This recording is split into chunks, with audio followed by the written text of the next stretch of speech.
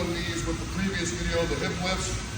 The hip lifts is going to tone up the hamstrings and adductors to influence the pelvic position from the posterior side of it to get out of anterior tilt to a more neutral position from here.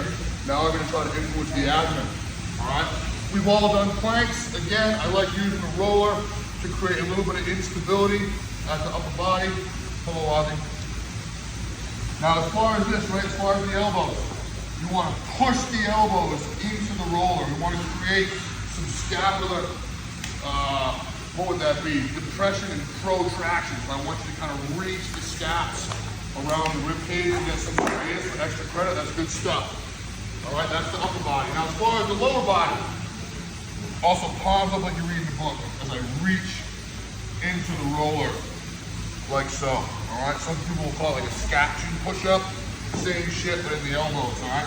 Now with your lower body, right? This looks familiar to a lot of us. This is the plank position. Nothing wrong with this, but I think this is going to be much better. All right. So I have my upper body position nailed. I'm reaching into the roller from the elbows, getting serratus, creating space between my shoulder blades, and then I'm going to just soften the knees a little bit and scoop the hips underneath. All right.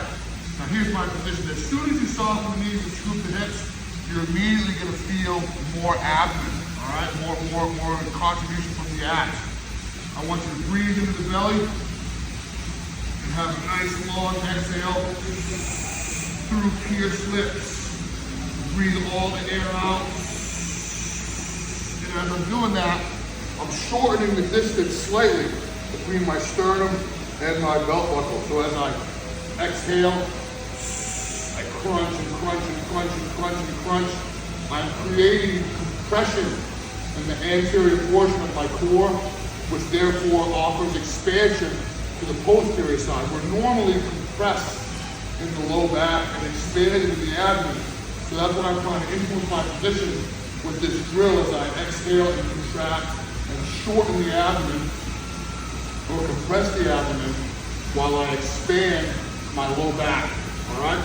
So rather than hold this for say a minute or 2 minutes or 5 minutes, whatever, I'd rather you perform X amount of breath cycles and try to fail. I want to try to create as much contraction through exhalation as I can. After the first breath, I'm here, I'm going to breathe it again, and then exhale again. Compress more, breathe it again. Compress more. It shouldn't take long. The better you get at it, the quicker you'll probably be able to do it. I'm going to breathe in, hard exhale, breathe in again, hard exhale.